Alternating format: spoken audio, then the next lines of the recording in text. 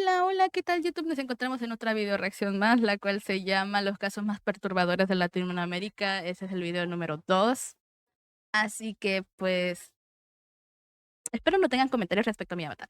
Ahora sí, todos los créditos respectivos van al canal de AlexPH y los invito cordialmente a que me sigan en Twitch o en Twitter, en donde son mis redes más activas, que igual manera me encuentran como Sayalingel. Y abajo pues también pueden encontrar mi Discord para los que quieran ingresar y dejar videos que quieren que video reaccione, ¿verdad? Ahora sí, sin más, vamos para allá. Los casos perturbadores de Latinoamérica es uno de los temas que más me han intrigado en los últimos meses. Hay cientos de casos poco conocidos los cuales creo que superan fácilmente a la ficción. Hoy en la segunda parte de esta serie vamos a sumergirnos en los Uy, siguientes casos perturbadores. le bajo tantito. Más o menos por ahí. Otolina presenta. Si Ojo, pensamos en... si alguien de mi chat sabe de si alguien sabe de alguno de los casos, agradecería que me pongan más contexto. Obviamente aquí no van a salir casos de México, hay gente que está aquí de mi chat que son de México, yo soy de México, así que simplemente ahí no puedo opinar, porque hay unos videos específicos de eso, pero pues nada más. en Venezuela, quizás imaginemos varios sucesos inquietantes. Pero hay un caso el cual no solo es misterioso, sino controversial. Verán, en los 70s Venezuela era este país de gran riqueza, gracias a que el precio del petróleo se había disparado. Podríamos decir que todo Creo que es de Venezuela, ¿no? Yo menos, porque soy de Uruguay. De hecho, en estos videos de Latinoamérica abarca varios países de Latinoamérica. O sea, nada más hay una categoría, nada más tiene Alex PH un apartado México. O sea, saca puros videos de casos de México. Pero de ahí en fuera, estos videos son como para abarcar todo eso. Mexique, no sé. todos en el país eran libres y tenían la facilidad de comprar lo que quisieran. Pero detrás de todo esto estaba sucediendo algo complicado. Mm. Verán, mientras el país estaba progresando, lo opuesto ocurría en la política. Las cosas eran cada vez más difíciles. Por ejemplo, los políticos estaban aferrados a que el petróleo solucionaría todos los problemas del país y que siempre serían ricos. Había una gran corrupción, y en pocas palabras parecía que no faltaba mucho para que el país se derrumbara. Pero justo en este periodo es donde ocurriría algo oscuro. Ahora, para No, güey. entender esto debemos regresar unos años atrás.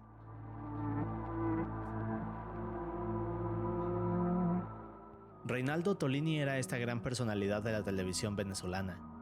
Ahora, Reni Ese señor me salió en alguna parte, no me acuerdo en qué. Me lo vi fuera de Sky. había tenido una gran carrera que había comenzado a principios de los 50. Poco después tendría un programa que se volvería famoso llamado El Show de Reni. Este iniciaría a finales de los 50 y durante los 60 habría todo tipo de invitados importantes en él, desde figuras famosas del país hasta celebridades internacionales. Así que todo esto junto con el carisma de Reni lo convirtieron en una de las personas más queridas de Venezuela. Pero a inicios de los 70 Reni haría algo interesante, por así decirlo, y esto se convertiría en uno de los casos más oscuros de Venezuela. Para inicios de los 70, Reni llevaba más de 20 años de trayectoria. Quienes eran cercanos a él lo describían como alguien honesto, profesional y que amaba su país. Así que no solo era visto como esta figura carismática, sino Que te vean tan bonito, son banderas rojas. Yo, yo con con todo miedo de cualquier persona que hablen bonito. que poco a poco se fue convirtiendo en una figura importante de Venezuela. Pero aquí sucede algo interesante. Verán, poco después Reni, que estaba en desacuerdo con muchos de los cambios que estaban ocurriendo en la política, decide meterse en este mundo. Pero esto inmediatamente hizo que el gobierno se preocupara, y aquí es donde las cosas comienzan a volverse extrañas.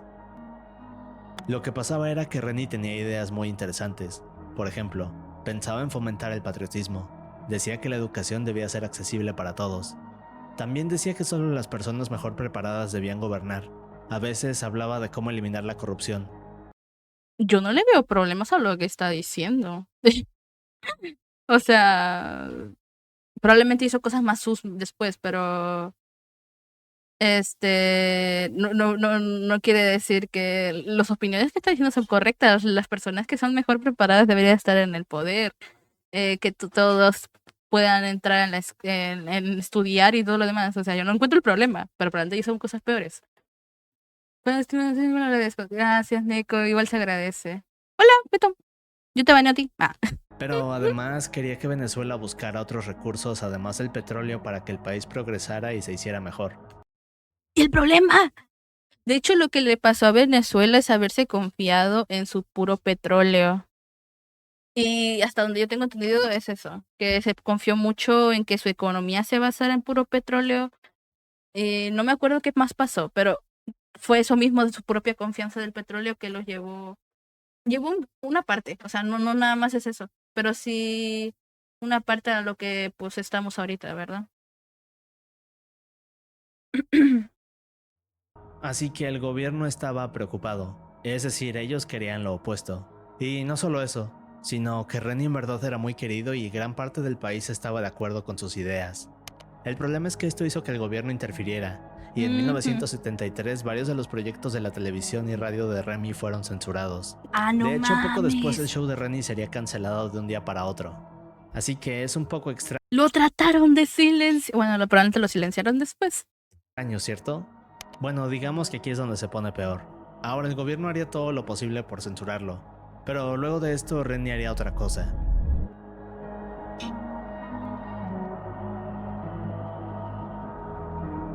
¿Qué hicieron?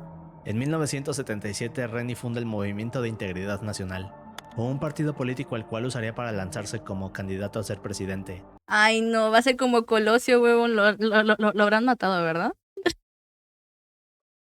Ay, no. Así que esto toma por sorpresa a todos en el país.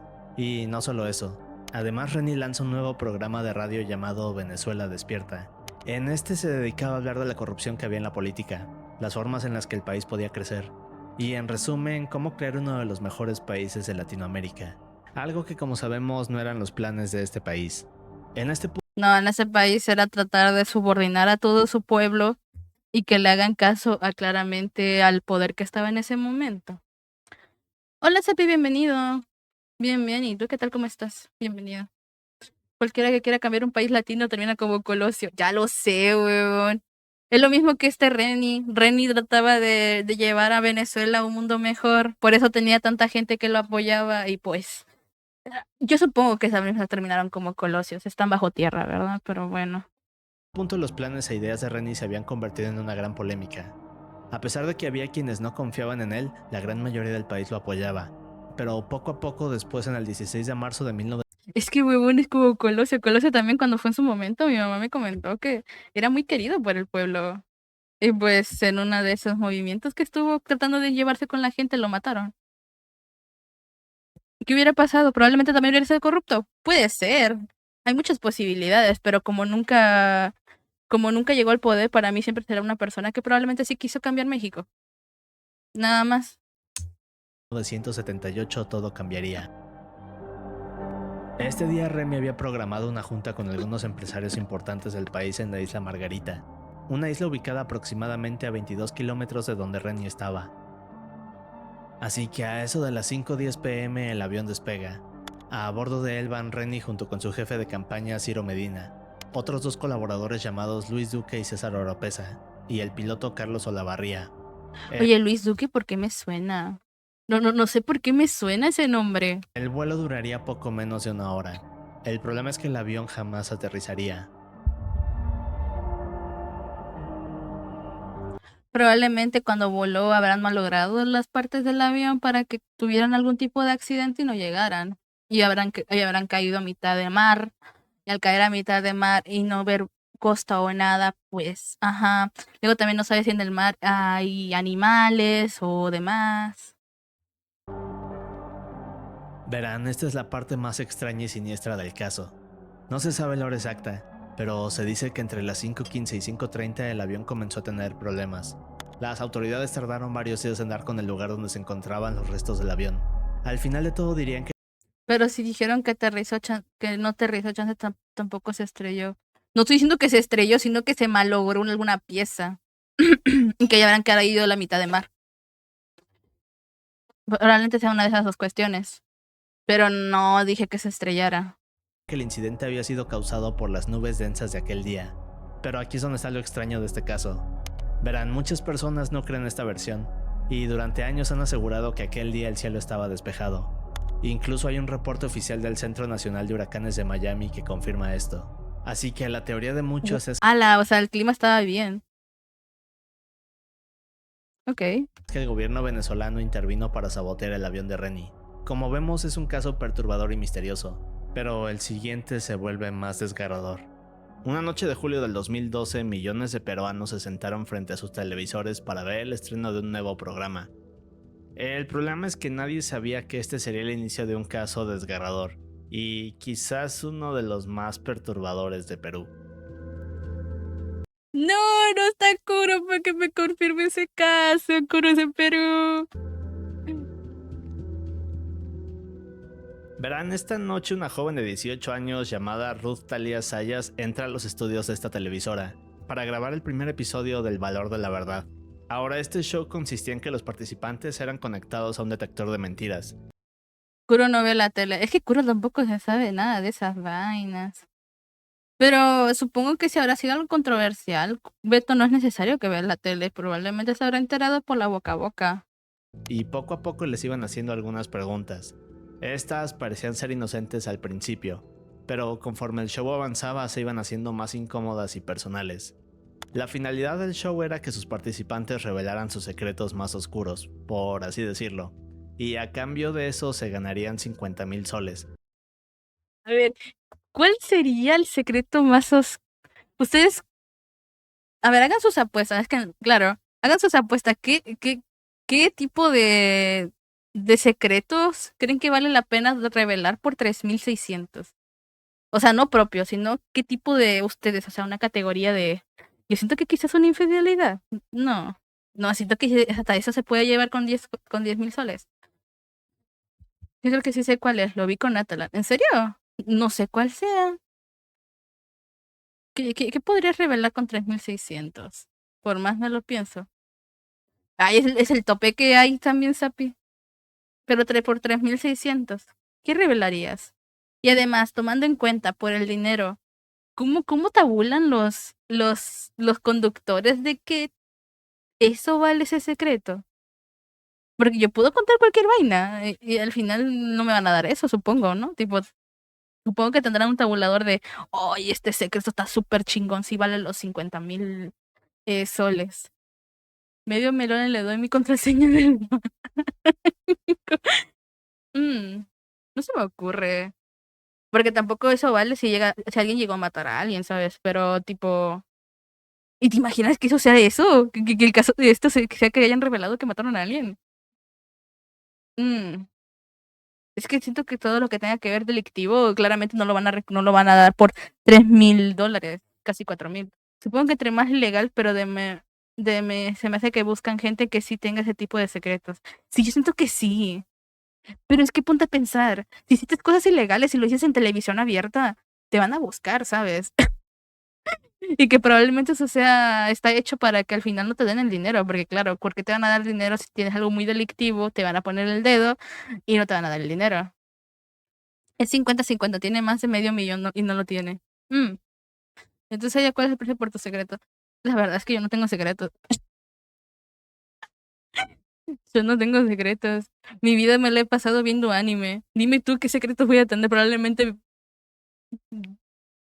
O sea, dime tú.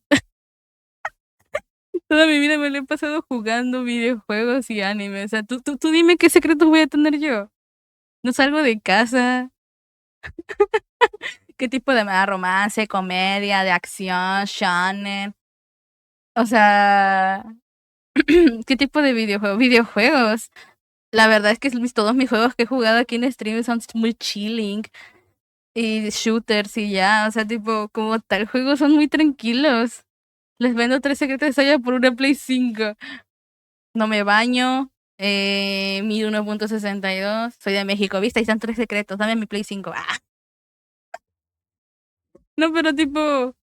No, como tal, no tengo secretos. O sea, es tipo. No, lo de eso sí me baño, sí me baño. No, eso fue bait. No, porque luego sí se van a creer que realmente no me... No, sí me baño, sí me baño. El otro día entré a tu perfil de Steam y vi un juego rarete. Al de Hentai vs Furry, ese me lo regaló David. Tengo de hecho en mi correo que me lo regalaron y yo nada más lo acepté porque soy buena gente. Y porque me regalan juegos yo no puedo decir que no. Porque se acordaron de mí, yo digo está bien. Nada más para pensar.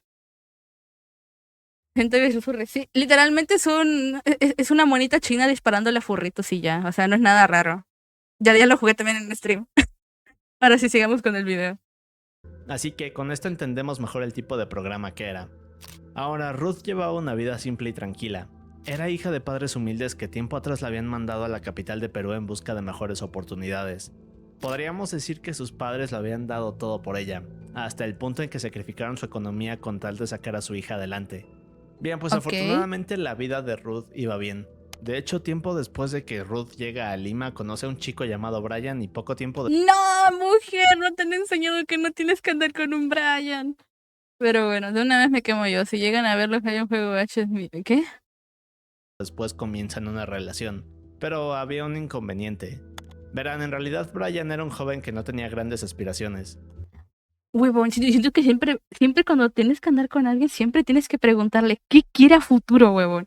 ¿Qué tiene planeado? ¿Qué proyectos tiene en su vida? Personales. Si alguien no te puede responder esas mafufadas, para mí es una tremenda red flag porque esa persona no tiene aspiraciones a nada. O sea, nada más está viviendo su día a día así como si nada. O sea, para mí es una tremenda red flag que no vale la pena conocer a esa persona. Porque no tiene aspiraciones a nada. A nada. O sea, viven a su día a día como si fuera el último, no sé, o porque están sobreviviendo, no sé. Para mí es una red flag que no tenga aspiraciones, o sea, no. No sé si le gustan los juegos furros, un H no es tan raro. Güey, ¿cómo? A ver, mija, también es cosa de las morras que salen con esos güeyes. Tampoco pregunto porque son parecidas. ¿Sí? Tampoco pregunto porque son parecidas. Aspiraciones bombardeo. No, no, Alberto, no, eso no. Entre más boom mejor, pero o sea, ya tú los volteas y no tienes aspiraciones. Vamos a seguir con ese maldito chiste de voltear a la gente, me voy. Y de hecho prefería ganarse la vida haciendo todo tipo de actividades criminales. Una de estas actividades era la trata de personas, pero aquí es donde el caso comienza a hacerse más retorcido. Ahora, meses antes del show, Ruth y Brian habían terminado su relación, solo Ok. que para hacer esto más dramático, la televisora decidió juntarlos y fingir que aún estaban juntos. Claro, la televisora siempre y su rating de morbosidad. Es lo que pasó también como les comentaba comentando al principio de stream, lo de MasterChef Celebrity. Hubo cuestiones que hicieron que odiaran a personajes nada más porque la televisora cortó cosas y no mostró cosas solamente para que personajes y generara morbo, generara como molestia de la gente, audiencia y todo lo demás. Y es como, es lo que quiere rating, madrazo, quiere eso la televisora. No quiere amor y paz, no quiere que se lleven bien los compañeros de MasterChef. Quieren que se odien, quieren que la gente los odie. O sea, es lo que quiere. Y es lo que siempre va a querer la televisión. Morbo.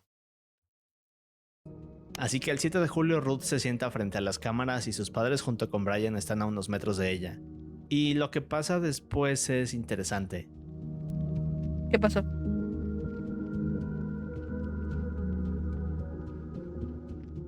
Cuando el show comienza, Ruth va respondiendo las primeras preguntas que son sencillas. Cosas como ¿alguna vez dejaste de asistir a clases sin que tu madre lo sepa? O si una persona... Yo un día sí lo hice. Yo un día sí lo hice. Y fue la peor decisión que hice. Porque yo todavía me acuerdo, no me acuerdo si estaba en segundo o en tercero. Y yo dije, yo, mami, no hay clases. Sí me acuerdo. No, que estaba en cuarto, si no mal recuerdo, estaba en cuarto. Entonces, yo le dije, mamá, a mí no hay clases. Y zángale, que en esa misma tarde, un compañero que sabía dónde vivía, me fue a dejar la tarea y todo lo demás porque no fui. Era la única vez que había faltado en toda mi vida. Y entonces se les hicieron raro y me dijeron, no, pues mándale la tarea a Sasha. Y es como, Nunca más volví a hacer eso porque me llevé una regañiza. De un día que no quise ir a la escuela, huevón. O sea, un día lo quise intentar y fue el día que me salió mal. O sea, ¿qué? O sea, tipo, ¿qué chance había de que iban a venir a mi casa ese mero día? O sea, tipo, no tiene sentido. Ay, pinche niña nerd, no mames. Mira, Beto, yo no tengo ningún problema con ir a la escuela. Me la pasaba chilo con mis amigos. Porque todavía me acuerdo que en la primaria tenía un chingo de amigos. Y en todas las escuelas siempre tuve amigos, así que me la pasaba chilo. Nada más mi única necesidad era ir por mis amigos, la verdad, porque eran los momentos donde podía convivir con ellos. A mí me pasó por accidente. Yo pensaba que realmente no había clase. ¡No! No, yo unas veces planeé, dije, no quiero ir. Y me salió el tiro por la culata, pero bueno. Pero FBB. Bueno, pero es que... Hola, Yuta, bienvenida. Persona se le cae dinero, ¿se lo devolverías? Pero luego de varios minutos esta se va. Se le cae dinero y lo devolverías. Es que sí, yo sí devolvería la plata, huevón. Hay veces donde se me ha perdido el dinero y se me ha caído y a mí me encantaría que me regresaran el dinero porque era dinero que era necesario en ese momento para mí. Así que sí, no sabes perfectamente si esta persona ese dinero lo tiene para algo urgente. Y yo sí, sinceramente, si alcanzo a ver a la persona, yo se lo regresaría. A mí me daría cosita. Claro, si está el dinero tirado y no veo a nadie, pues claro, me lo quedo. ¿Para qué? Si lo veo yo, ¿para qué lo voy a esperar a que alguien más lo agarre? No, pues no, hermana, no es lo tuyo. Sí, mi vida nunca fue para brincarme clases, mi vida nunca fue nada de eso, Beto. O sea, mi vida tenía que ser sí o sí la matadita de clases.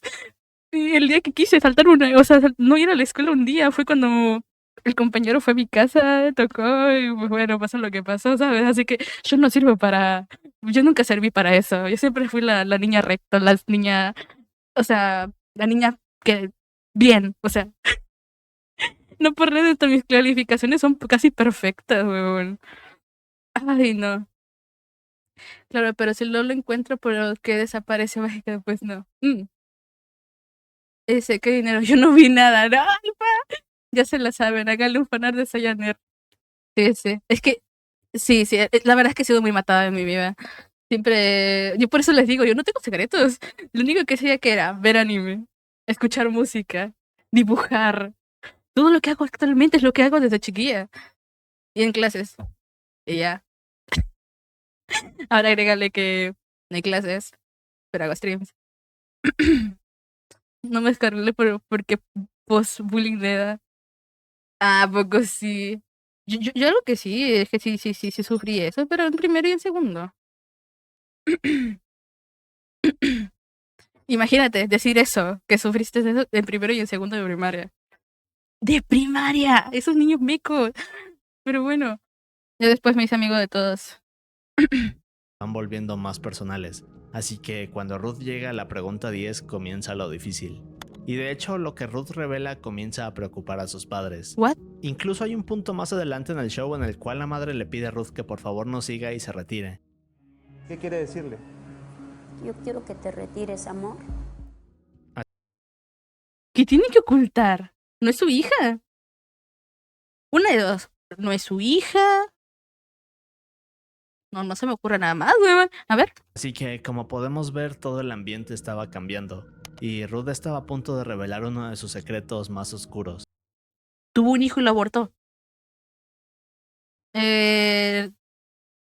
No sé, no se me ocurre. A ver. ¿Realmente trabajas en un call center? No. Ahora, durante 8 meses Ruth les había dicho a sus padres y Brian que este era su empleo. Solo que luego de esta pregunta todo se vino abajo. Y aquí es donde todo comienza a volverse más ¿Cómo investigan eso? ¿Investigan la vida de la persona para preguntar, weón?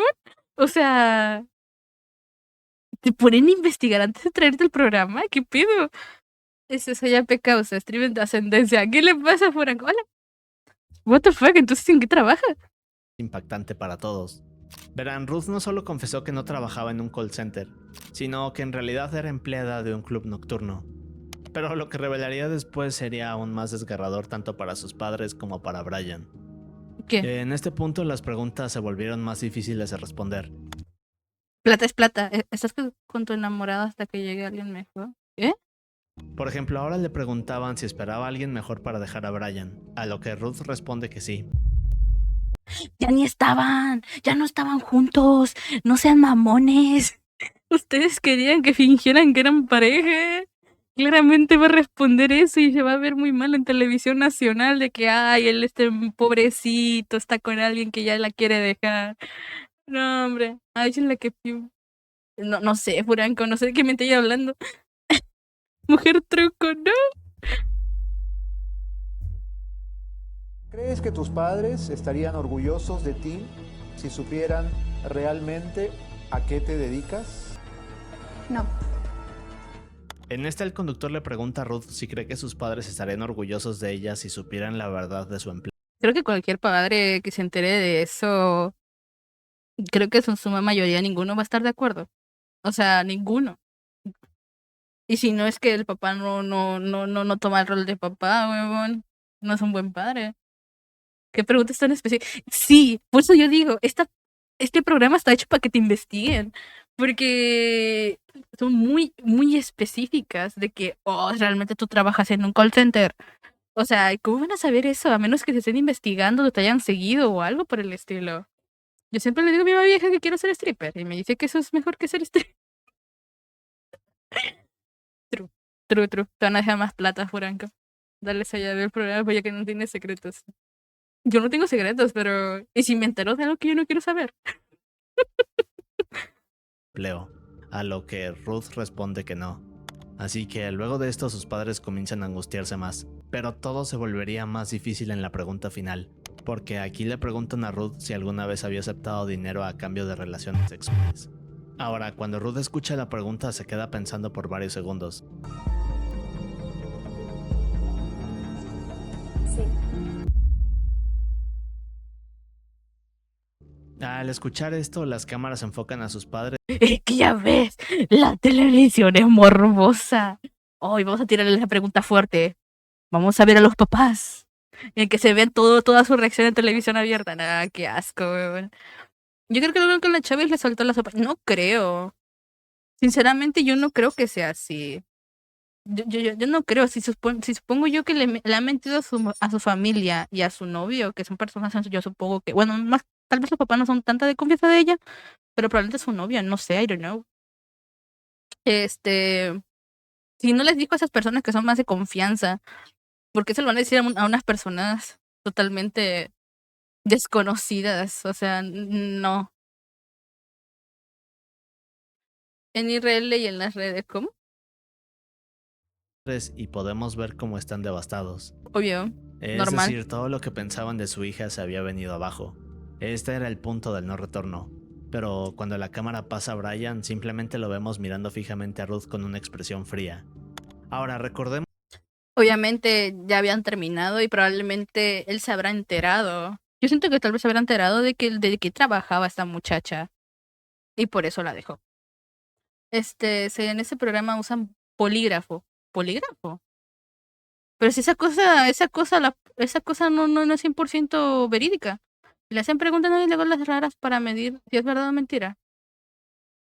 Y te estoy diciendo, los polígrafos no son 100% confiables. Hasta los mismos policías han dicho que no les sirven los polígrafos.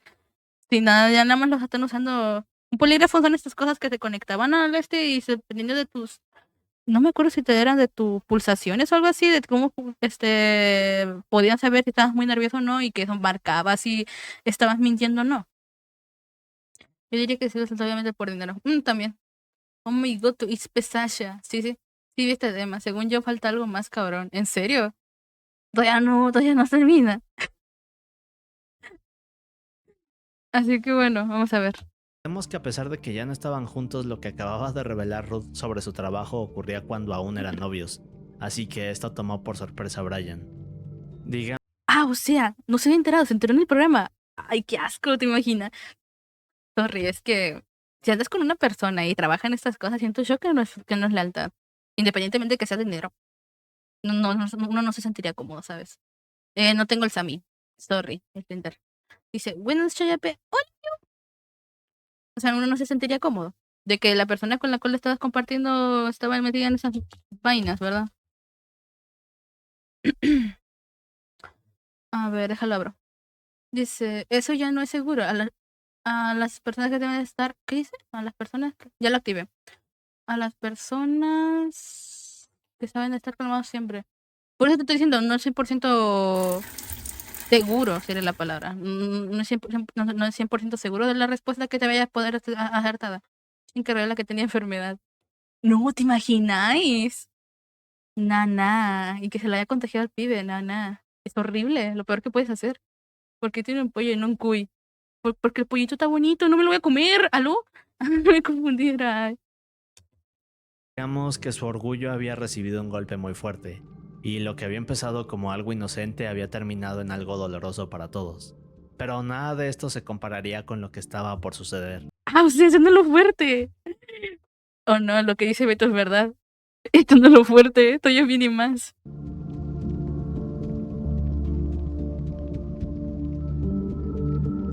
Hay más, sí. Ahora, de acuerdo con algunos testimonios luego del programa, cada vez que Rudy y su familia salían a la calle eran acosados. Pero en el caso de Brian, a él le tocó lo peor, ya que tanto sus conocidos como gente que lo reconocía le decían todo tipo de insultos para humillarlo. Así que poco después del show empezó a exigirle a Ruth parte del premio de 15,000 soles. Constantemente le mandaba mensajes amenazantes, la llamaba y la seguía a todos lados. Ahora, Ruth intentaba hacer todo lo posible por ignorar esto y se negaba a darle dinero. Pero ¿Por qué te voy a dar dinero? Para empezar, supongo yo que el programa te invitó a ir al programa, pero no estabas obligado a aceptar. Ningún programa te puede obligar a estar presente. Él fue por sus propios piecitos al programa. Al programa. No, los dos son concursantes. Vuelvo a decir, los dos fueron por propia voluntad. Por propia voluntad. Así que él no puede estar chisteando. Ella reclamó el premio para los dos. ¿Cómo que para los dos? Beto, miras que estaban en el sofá el papá y el chamaco ahí sentados ahí mismo. La única que le hacían preguntas era la morra. No le puede dar el dinero. Que haya ido para seguir su farsa de que eran pareja es otra cosa. Míralo tejiendo las de su raza. No, no. Pero si has visto bien el programa estaban sentados el papá y el hijo. El novio, el supuesto novio. Pero ya ni eran novios. Y probablemente les habrán dicho, bueno, pueden venir. Un programa no te puede obligar. Un programa no te puede obligar. Y siempre pasa este tipo de cuestiones. No te obligan un programa. No te obliga a ir. Así que ella no le debe dinero. Sí, es feo que se haya enterado de todo lo que te enteró y todo lo demás. Pero ella no está en la obligación de decirle eso. De darle plata. Porque al final de cuentas, nadie los obligó a ir al programa. Pudo haberse quedado en su casita, no haber fingido que eran pareja, porque no lo eran. No eran pareja, no estaban de novios. Ahí mismo lo dijeron, lo dejaron claro antes en todo. La del asiento es la que se lleva la plata, los otros nomás para más tensión. Exacto. Hasta Franco lo entendió. Los que estaban en el sillón nada más era como para ver sus reacciones y la morbosidad y ya. Pero no los obligan a estar allí. eso nos lleva al 15 de septiembre del 2012. Esta fue la última vez que se supo de Ruth. No. Parecía que la tierra se la había tragado. Ahora, sus padres desesperados acudieron a la policía, pero no recibieron la atención adecuada. De hecho, solo cuando otros medios se enteraron de que la desaparecida era la chica del valor de la verdad, las autoridades comenzaron a tomar el caso en serio. O sea, es una chica conocida. Bueno, entonces sí.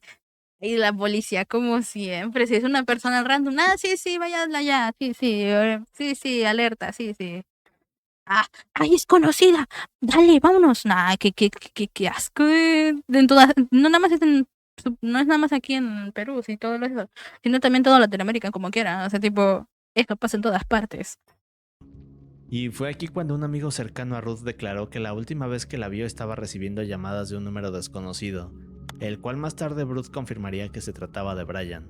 Y para el 24 de septiembre la policía recibió un reporte. Este reporte mencionaba un fuerte olor a descomposición. Así que una vez aquí encontraron un pozo de 6 metros de profundidad. En el fondo de este estaba Ruth, quien desgraciadamente se encontraba sin vida. Ahora, las autoridades no tardaron en atrapar a Brian, quien confesó que su tío lo había ayudado a raptar a Ruth, y una vez atrapada procedieron a hacerle todo tipo de cosas atroces. Al final de todo, Brian fue sentenciado a 33 años de prisión y su tío a 30. Pero el caso es controversial debido a que aún quedan algunas preguntas sin respuesta, como por qué la televisora mantuvo la farsa de la relación aún conociendo los riesgos, o por qué eligieron exponer la vida íntima de una joven vulnerable y luego no quisieron. Es la televisión. Lo único que les gusta es el morbo, el rating y ya. Y siempre ha sido en todas las televisoras. El rating, los números y ya. Porque entre más gente vea el programa o más popular se haga el programa, ellos se benefician más. Es para eso que sirve la televisión. Quisieron hacerse responsables de esto. Es uno de los casos más perturbadores de Perú, pero veamos uno más oscuro. La fecha es 19 de mayo de 1986. Sergio Mota era este controlador aéreo que trabajaba en el aeropuerto de San José de los Campos, Brasil. ¡Ojo! Caso de Brasil. Ahora, Sergio era un controlador aéreo con varios años de experiencia, por lo que podríamos llamarlo un experto.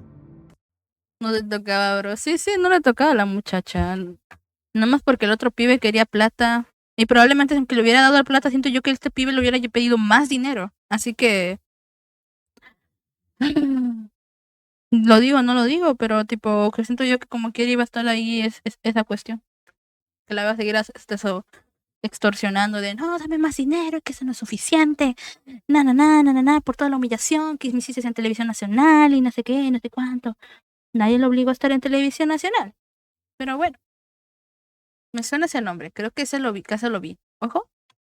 También era una persona escéptica, y de esos que no creen en los sucesos misteriosos. El problema era que a eso de las 8 p.m. Sergio vería un evento que se convertiría en uno de los más perturbadores de Latinoamérica, Ok. y que al día de hoy no tiene una explicación lógica. Qué pacho. Verán, a esta hora Sergio estaba en la torre de control en otro día más de trabajo, pero momentos después se da cuenta que hay algo curioso a unos kilómetros de la torre.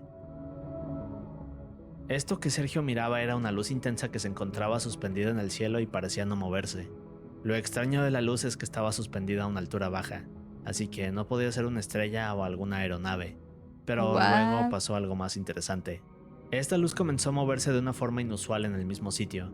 Cuando Sergio voltea a ver los radares se da cuenta que estos también mostraban aquel objeto que se mantenía estático. Así que al no entender qué era esto se voltea con sus compañeros y les muestra. Pero al igual que él no podían entender lo que era este objeto. Al no saber qué hacer, Sergio llama a otros aeropuertos cercanos, pero todos dan la misma versión. Es decir, el objeto se mostraba en todos los radares, pero no podían identificar lo que era. Y aquí es donde las cosas se ponen aún más raras. Verán, luego de unos segundos el objeto comienza a cambiar de colores, y al mismo tiempo se acerca hacia la torre de control. En este punto Sergio baja la intensidad de las luces de la pista, pero cuando hace esto el objeto se acerca aún más y de hecho más adelante Sergio diría que era como si esta cosa intentara comunicarse con él. Pero bien, segundos después Sergio toma unos binoculares, pero cuando intenta ver el objeto este emite una luz aún más intensa, y luego vuelve a elevarse para comenzar a volar alrededor del aeropuerto. Así que no solo parecía que esta cosa intentaba decirle algo a Sergio, sino que parecía estar jugando con él de alguna forma. Pero esto solo era el comienzo y luego ocurriría algo mucho más interesante. Verán, en cuestión de minutos varios pilotos comerciales de diferentes aerolíneas empezaron a reportar avistamientos similares sobre los estados de San Pablo, Río de Janeiro, Minas Gerais y Goiás. Estamos hablando de varios kilómetros en extensión. Ahora, solo para darnos una idea, digamos que el área donde estaban todos estos avistamientos era incluso más grande que todo el país de España.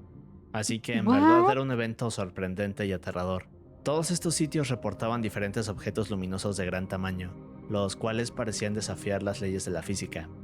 Por ejemplo, un piloto que se encontraba volando sobre 2 ciudades de Brasil reportó ver 2 objetos acercándose a su avión a gran velocidad, pero de repente uno de estos comenzó a acelerar hacia su avión. lo que hizo que casi impacte contra él. No Otro manches. caso es el del vuelo de Trans Brasil.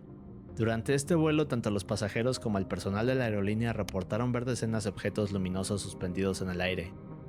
Y el tercer caso es quizás el más interesante de estos. Fue el del coronel Osiris Silva. Bien, pues este reportó que mientras volaba junto con el copiloto Alcir Pereira detectaron 3 ovnis en el radar. Al ver que se encontraban a unos cuantos kilómetros de donde estaban, decidieron investigarlos. Segundos después se encontraron con este gran punto luminoso frente a ellos. El problema es que cuando estaban a solo un par de kilómetros de él, el objeto simplemente desapareció. Y cuando Como que sabía que lo iban a investigar y se desapareció. Pero es extraño, o sea, tipo, ya diría, bueno, unas pocas personas lo vieron, pero son bastante gente. Y claro, no te puedes compinchar con la gente para hacer una farsa, ¿sabes? llegaron a la base, los 2 militares estaban aterrados. Y estos son solo algunos de los casos que hay, ya que en realidad hubo cientos de avistamientos aquella noche. Los estaban investigando.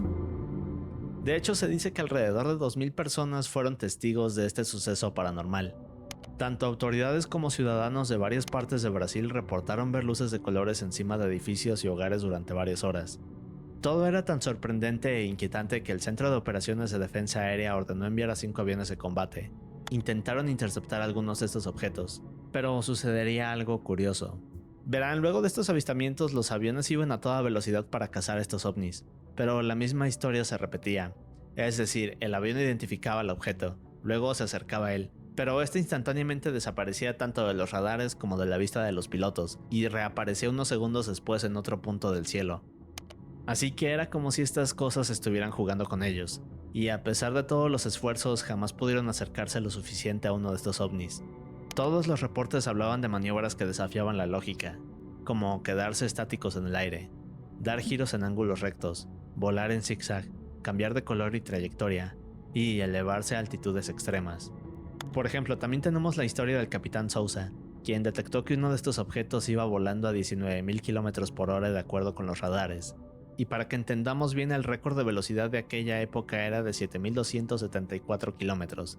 Así que parecía que estos objetos no habían sido fabricados por humanos. Pero, ¿qué sucedió aquella noche en Brasil? Bien, pues luego del incidente comenzaron a surgir varias teorías. Por ejemplo, se habla de que aquella noche varios aviones espías invadieron los cielos de Brasil, pero esto jamás se pudo comprobar, y no explica cómo es que algunos de estos objetos realizaban maniobras que desafiaban la física. Otra teoría era que podría tratarse de meteoritos o fenómenos atmosféricos, pero muchos se preguntan cómo es que estos meteoritos podrían mantenerse suspendidos en el aire. Esa es la cuestión, todos decían que eran suspendidos. Además, agrégale que uno dijo que cuando se trataron de acercar desapareció. Agrégale que también mucha gente, como dice Sapi, dice, es algo que no se crea menos que lo veas por ti mismo. Claramente la gente, si se ponen de acuerdo, no, hay que fingir que vimos esto, obviamente no lo van a hacer porque no lo van a creer y probablemente no crean en esas cosas. Y además agrégale que la gran mayoría de los aviadores o los pilotos como tal, no creen en esas cosas hasta que les pasa. Hasta que les pasa o probablemente hayan tenido algún tipo de acercamiento de este tipo de índole. Cambiar de color de un segundo a otro.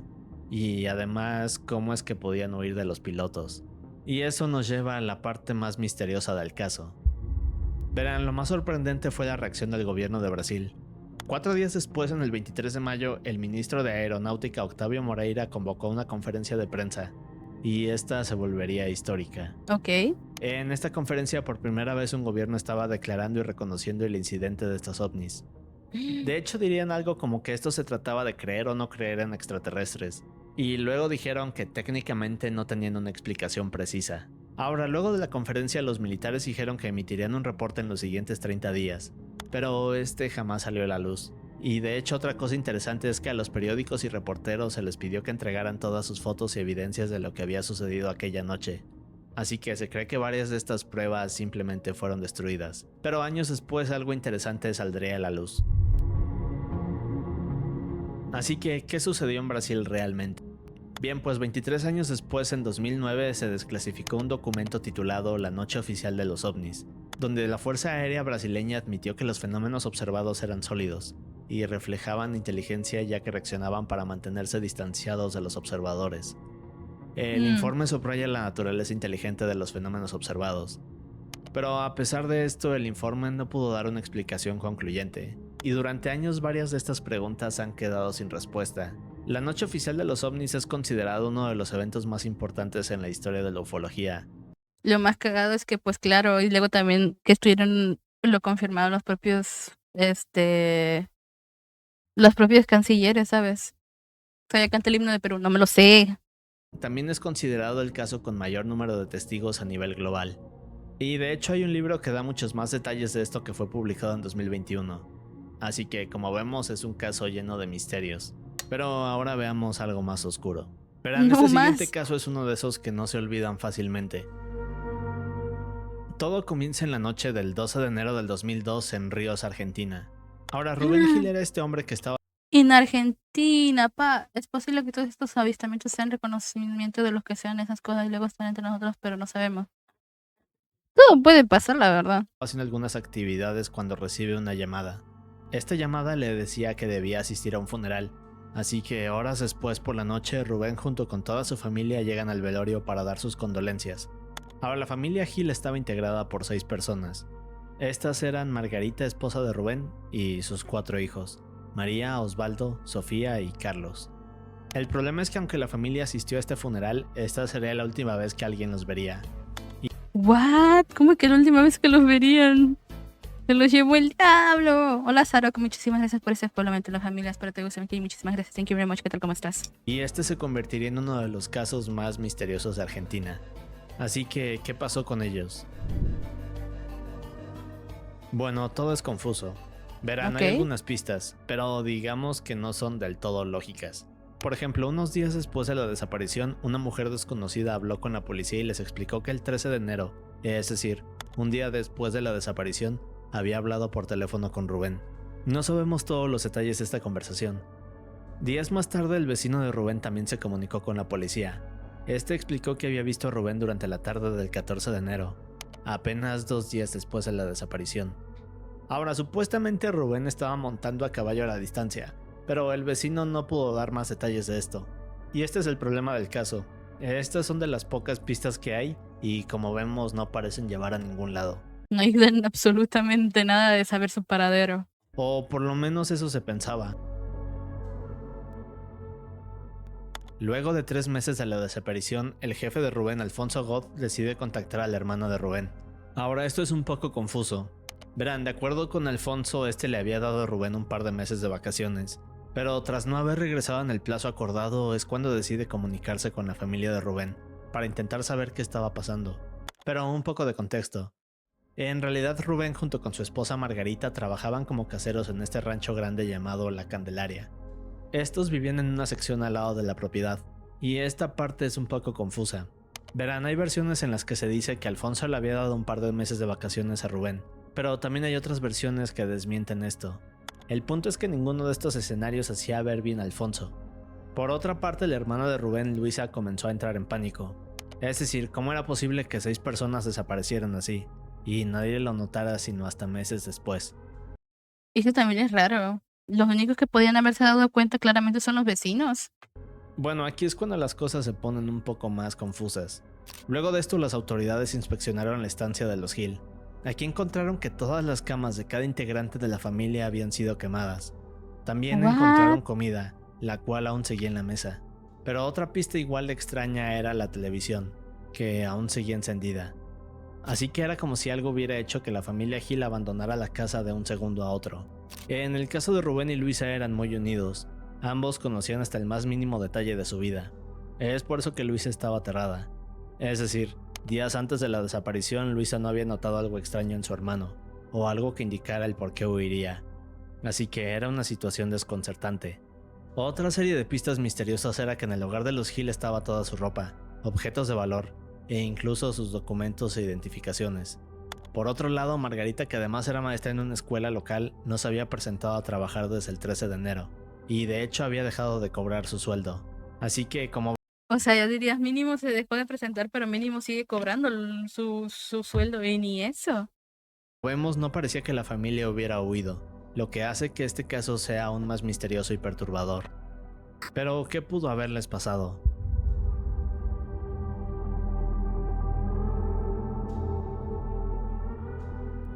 Bueno, luego de todos estos meses la investigación se Dice, estos casos donde desaparecen personas y luego son encontradas pero no son como antes te da que pensar. Eso sí.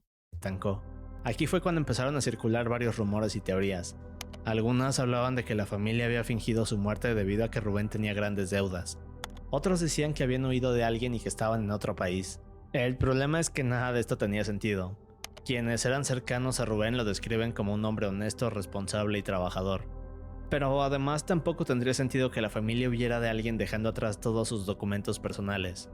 Claro, si iban a huir, mínimo sus documentos son lo primordial y cosas de valor serían joyas y demás para mínimo tratar de moverse. Bien, pues en los últimos intentos de la investigación la policía buscó restos, interrogó a algunas personas y buscó en las zonas cercanas al hogar de la familia, pero todo parecía haberse estancado, hasta que encontraron algo interesante. Verán, mientras la policía investigaba el hogar de los Hill, lograron encontrar 3 manchas de sangre. Estas contenían ADN de una persona, pero tras ser analizadas el resultado no coincidía con el ADN de los Hill. Y luego de esto vino otra pista igual de intrigante. Esta vez algunos de los demás trabajadores del rancho, quienes eran muy cercanos a Rubén, dijeron que días antes de la desaparición veían a Rubén muy pensativo y preocupado, algo que no era habitual en él. De hecho, sus amigos lo describen como alguien alegre y positivo, así que esto llamó la atención de los investigadores. Y eso nos lleva a una de las teorías más grandes de este caso. El siguiente rumor decía que Rubén en realidad tenía problemas con Alfonso. De hecho, varios empleados del rancho describían a Alfonso como una persona con un carácter complicado y que se El vecino, ya les dije, el vecino. Es que claro, los vecinos son los primeros que se dan cuenta si alguien desaparece. Ahí está. enfadaba con facilidad. Esto también llamó la atención de la policía, así que poco después fueron por Alfonso y lo interrogaron. Este intentó defenderse diciendo que no tenía ningún motivo para hacerle daño a los Hill, y luego de esto hizo una revelación inesperada. De acuerdo con Alfonso, el hijo menor de los Hill era en realidad su hijo y no de Rubén. Así que ¿What? El niño es de... esto, según él, sería otro de los motivos por los cuales sería incapaz de hacerle algo a la familia. Como podemos imaginar, esta declaración le dio un giro al caso. O sea, ¿what? Nadie creía lo que Alfonso acababa de decir. El problema es que hasta la fecha no se ha podido comprobar si esto era verdad. Muchos piensan que fue solo un intento para despistar a la policía. También lo pienso. Pero si llega a ser verdad, eso te deja muy cucu, ¿sabes? Sin embargo, tenemos otro detalle curioso. Ahora, varios de los trabajadores del rancho decían que God en realidad era un explotador. Afirmaban que no les pagaba. Y apenas una semana después de la desaparición de Rubén, había contratado un nuevo empleado para reemplazarlo como si nada hubiera pasado. Cuando le hicieron más preguntas sobre la desaparición de los Hill, Alfonso dijo que quizás se habían ido a otra ciudad en busca de mejores oportunidades, algo que también sonaba sospechoso. Claro, porque volvamos a reiterar, no se llevaron nada. Estaba, o sea, literalmente todo lo que encontraron en su casa era como que de la nada desaparecieron. Porque dejaron la tele prendida, dejaron comida en mesa. O sea, ningún sentido, ¿sabes? Pero aquí también es cuando todo comienza a contradecirse. Es decir, supuestamente Alfonso les había dado vacaciones a los Hill, así que no era lógico que después dijera que se habían ido a vivir a otra ciudad.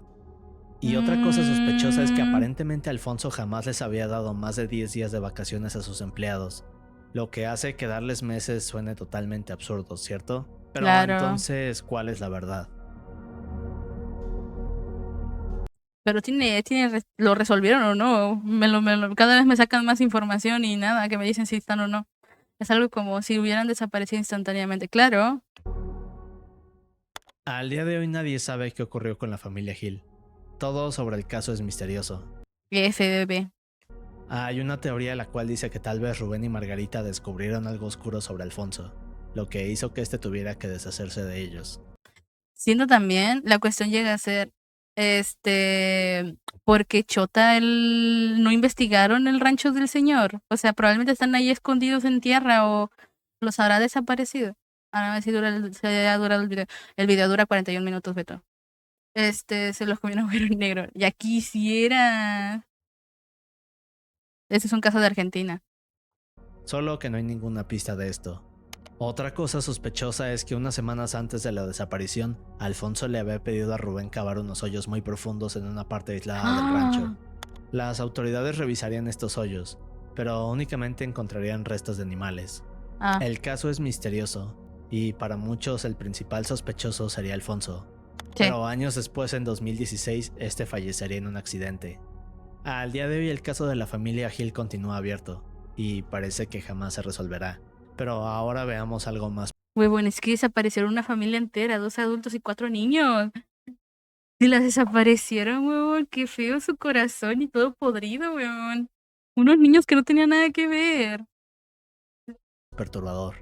El 17 de noviembre del 2016, Wilson Sasso, 2006, dice.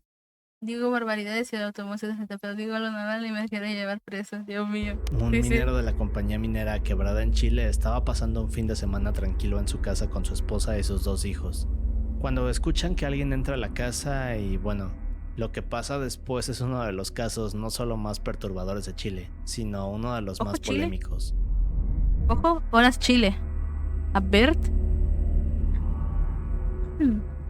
Verán, años atrás Wilson había conocido a esta chica llamada Eugenia.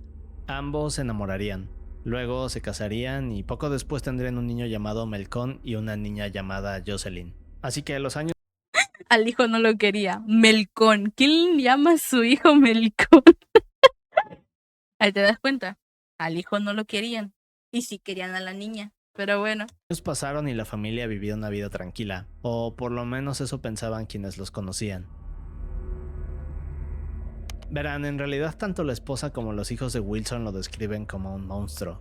Por ejemplo, Hostia. la familia relata cómo Wilson se iba a trabajar a la mina durante la semana, pero cuando llegaba el fin de semana todos se ponían ansiosos, y en cuanto Wilson cruzaba la puerta comenzaba lo peor. Ahora, de acuerdo con todos, Wilson no solo era agresivo, sino que además usaba a la pequeña Jocelyn como blanco principal. Y solo para darnos una idea, se dice que algunas de las cosas que Wilson le hacía a Jocelyn eran obligarla a ver películas para adultos. ¿Por qué, puto enfermo? ¡Sos un enfermo! Ay. Imagínate un caso de eso donde se sepa todo lo que pasa, pero no es algo normal y se ve todo lo que sabemos. Siempre va a haber alguien trastornado que compra cualquier cosa. Hola, sándwich de pastos con agua. ¿Qué tal? ¿Cómo estás? Bienvenido. Estamos viendo casos perturbadores de Latinoamérica. Pero en otras ocasiones se la llevaba al baño para hacerle cosas retorcidas que solo podemos imaginar. Ay, qué enfermo. Ay, no. Pero quizás lo más oscuro de esto es que Jocelyn tenía apenas 6 años de edad. Puta madre, weón. ¿Por qué? Cuando hay personas que quieren tener hijos deseados y luego no pueden tener y llegan hijos en familias que no necesitan estar. O sea, qué putos enfermos, weón. Así que con esto nos damos una idea del tipo de persona que era Wilson. Asqueroso, no es un humano, es un animal, tal cual. Bien, pues la familia estaba harta de esto, pero no podían hacer nada, ya que Wilson era quien mantenía a todos. Ahora, quizás la solución era que Eugenia y Melcón buscaran un trabajo y luego huyeran, ¿cierto? Bueno, digamos que sí, pero Wilson era tan violento y controlador que no les permitía buscar un trabajo. Pero el problema más grande era el miedo que le tenían. En una ocasión Eugenia intentó ir a denunciarlo, pero debido al temor y pensar en lo que Wilson le haría cuando se enterara, decidió que lo mejor era no finalizar la denuncia. No, mi niña ya estaba allí, no lo terminó. Luego se vino, se te hace raro. Pues está curioso, está bien.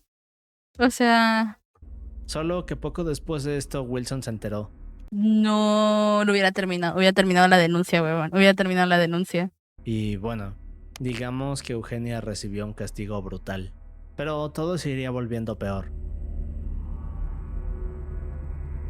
Ahora, con el paso de los siguientes años, Wilson comenzaba a mostrar otro tipo de gustos y pensamientos inquietantes. Verán, en una ocasión Wilson compró un perro. De acuerdo con él, lo Ok. había comprado para que fuera el guardián de la casa, pero en realidad lo usaba para otro tipo de cosas. Ahora, de acuerdo con Eugenia, el perro había sido comprado únicamente para castigarla a ella. ¿Cómo que castigarla? ¿En qué aspecto? En ocasiones Wilson hacía que el perro se fuera sobre ella, pero a veces ocurrían algunas cosas más aterradoras. Por ejemplo, había veces en las que Wilson metía a Eugenia al baño junto con el perro, y luego la obligaba a hacer todo tipo de cosas inimaginables. Pero luego Oye, hay gente trastornada en todas partes del mundo, huevón. de todo esto sucedería algo que nadie veía venir. Bien, pues como pudo, Eugenia consiguió un trabajo sin que Wilson se enterara.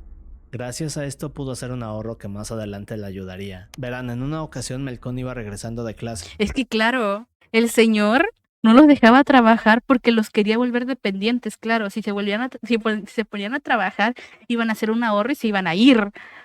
Y los volvió dependientes de él. Ay, no, qué asco de persona. Es cuando entra a su hogar y se da cuenta que en el baño está su madre junto con Wilson, y nuevamente le está haciendo todo tipo de cosas indescriptibles. Al ver esto, Melcón se enfurece, y durante los siguientes días se pone en contacto con una persona a la cual le pide ayuda para deshacerse de su padre. Luego de esto va con su madre, y esta le da dinero para llevar a cabo el plan. Eh, o sea, no estoy de acuerdo, pero es que ellos no vieron otra solución. Y pues le tenían miedo a la policía, huevón. Yo siento que si hubieran ido a la policía hubiera ido todo bien, pero bueno. Se fueron al punto más... ¿Cómo se le dice? Ay, tiene una palabrita muy extremista, pero bueno. Así que luego de años de abuso, Melcón y Eugenia tienen todo listo. Y para el 17 de noviembre, que Estamos en la donija, no aplica igual. Aún así, Beto. era Por justo la ejemplo, la hija ya iba a hacer la denuncia y no la terminó. Obviamente la policía no va a hacer nada. fecha del cumpleaños de Wilson, preparan todo. Y horas después la persona que había contratado se mete a la casa y de forma brutal se va encima de Wilson. Luego de esto Eugenia le habla a la policía, y cuando estos llegan ven una escena aterradora. Ahora, la versión de Eugenia y Melcón era que estaban en casa cuando de pronto vieron un ladrón entrando, y al intentar detenerlo Wilson perdió la vida. Pero pocos días después y tras interrogarlos las autoridades descubrieron que esto no era verdad. Y aquí viene la parte polémica del caso. Probablemente si fue un robo mínimo se tuvo que haber llevado algo. Y se habrán visto la policía de que no movieron nada y que todo seguía tan exactamente igual con todos sus objetos, no funciona como robo. Verán, la familia había vivido años de abuso, así que muchos piensan que lo que hicieron fue un acto de defensa. El problema es que mientras se hacía la investigación del crimen, la policía se dio cuenta que Eugenia y Melcón habían intentado cobrar el seguro de vida de Wilson, para llevarse una gran cantidad de dinero. Al Ala. final de todo, tanto Melcón como Eugenia fueron llevados a prisión, pero dijeron que no se arrepentían de nada. Así que la pregunta de este caso es si hicieron lo correcto o si debieron haber actuado de otra forma. Como dije, un caso controversial. Sigo diciendo que sigue siendo muy extremista, pero bueno. De hecho, la única que medio se salió bien, no, le sufrió horrible es la hija, weón. Pero mínimo consiguió dinero y se pudo ir de casa. Y no se manchó las manos. ¿Ves cómo no aplica? Beto, nunca van a dejar libres a una personas que mataron a alguien, independientemente de que vivan de abusos, Beto, ese es homicidio voluntario. O sea, eso es homicidio, independientemente de que haya sido por defensa propia, Beto.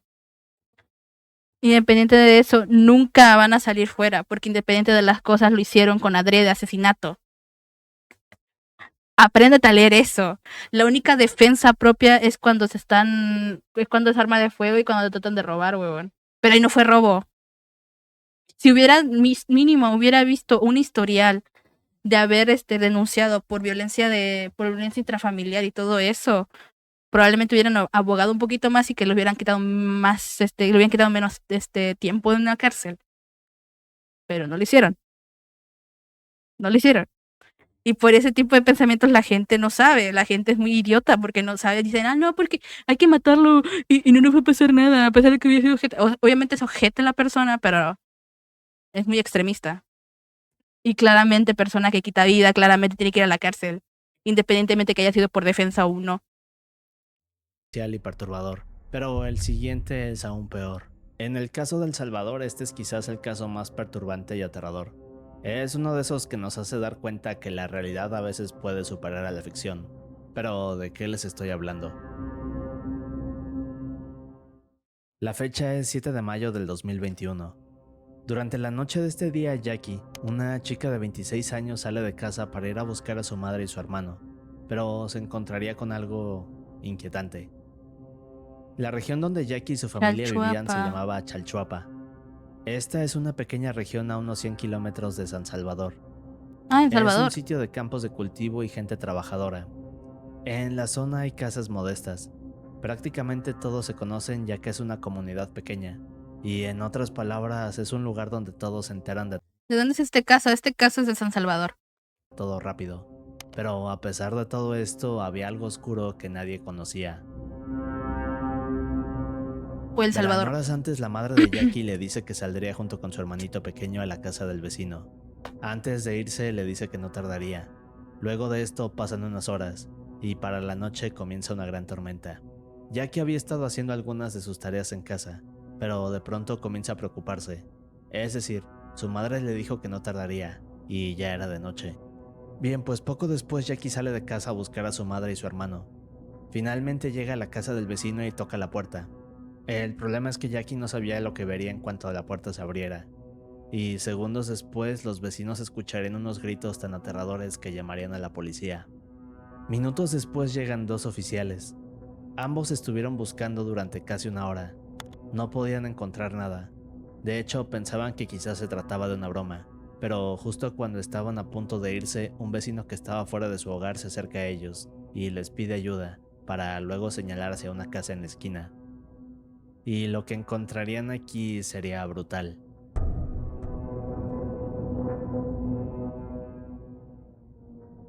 Luego de que los oficiales llegan a esta casa comienzan a percibir un fuerte olor. El problema es que cuando tocan la puerta nadie les abre, por lo que deciden forzarla. En cuanto entran pueden ver a estas dos mujeres en el suelo, es decir, Jacqueline y su madre, solo que ninguna de estas estaba con vida. Al lado de ellas se encontraba un hombre que apenas podía respirar. Este tenía algunos en sus muñecas. Es una escena perturbadora, pero esto apenas era el inicio de algo mucho peor. Ahora, al ver esto, los oficiales se ponen alerta, así que pensando que podría haber alguien peligroso al interior, comienzan a revisar la casa. Se van por los dormitorios, Hostia. luego llegan a la cocina, y finalmente están en la parte trasera de la casa. Y no encontraron a nadie. Pero aquí es cuando se dan cuenta de algo. Al exterior en el patio trasero se dan cuenta que hay pilas de tierra, hoyos tapados, y los cuerpos del hermano menor de Jacqueline y otro hombre. Pero entonces, ¿qué sucedió aquí? ¿Y qué más ocultaba esta casa? Bueno, debemos regresar.